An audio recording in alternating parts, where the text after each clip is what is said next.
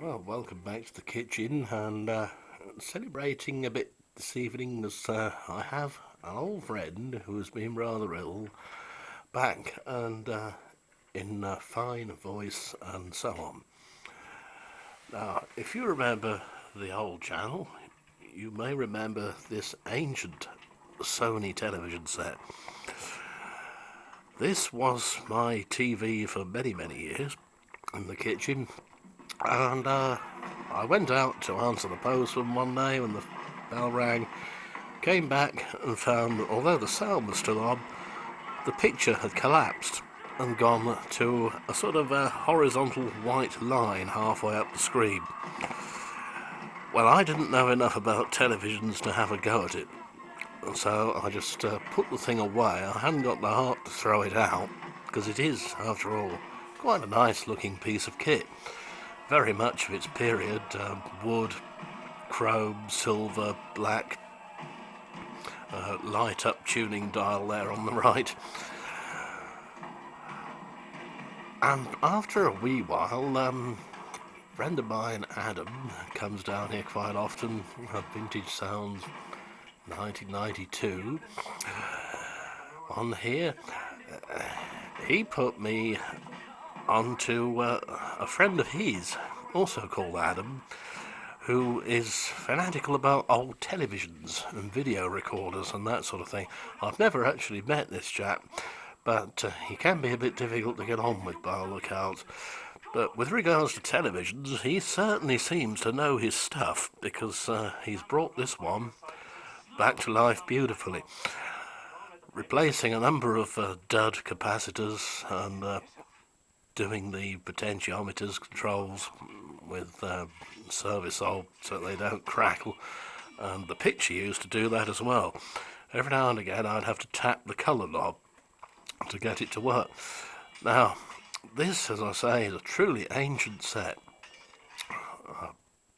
Sony KV 1330, I think it is, and was made long before the days of digital telly, of course, and it hasn't got a SCART connection on the back or anything even remotely resembling that, just a thing where you plugged your aerial in at the back like you used to. So how the hell am I managing to watch Freeview TV on it? Well, with the digital switchover looming, I thought to myself, well, I don't want to abandon using this old thing. So what I shall do is to try and get hold of a Freeview box that has the necessary RF output. Not a sort of multi-way lead.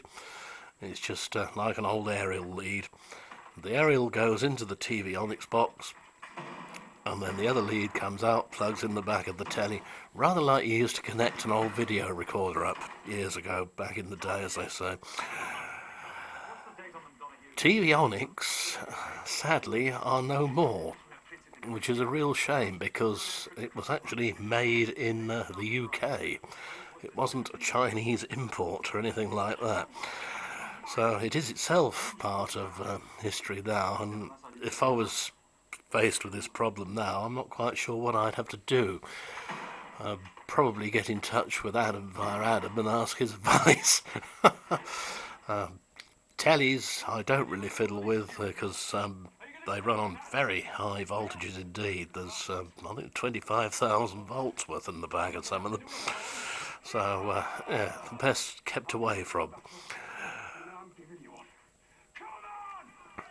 This set has outlasted a number of sets downstairs, the last two of which have been flat screen LED things.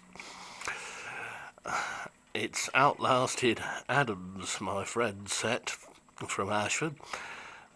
He bought a brand new Sony, complete with flat screen and Freeview built in, only to have the Freeview cook itself. Yes, nice. This is quite often what they do. They sail the components so close to the wind that they just go pop, and that's it. And then you're knackered, of course, because if your town is anywhere like mine is, there is nowhere to take these things to get them fixed anymore. The last one was Joe White at Silver Hill in Hastings, and he's just shut up shop after many years.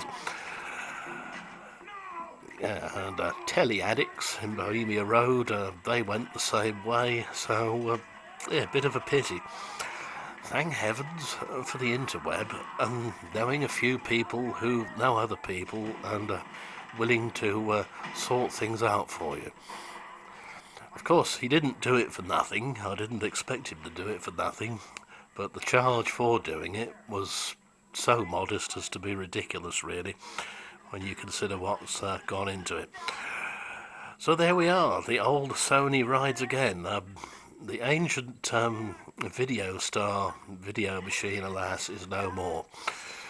Just got two clapped out for further use, and oddly enough, went to other Adam as well. Because no doubt he's got it going, knowing him. What you do when you're tuning this in is you tune it in with the knob there, which is backlit, into the Tvonics box, and then leave it tuned to that frequency.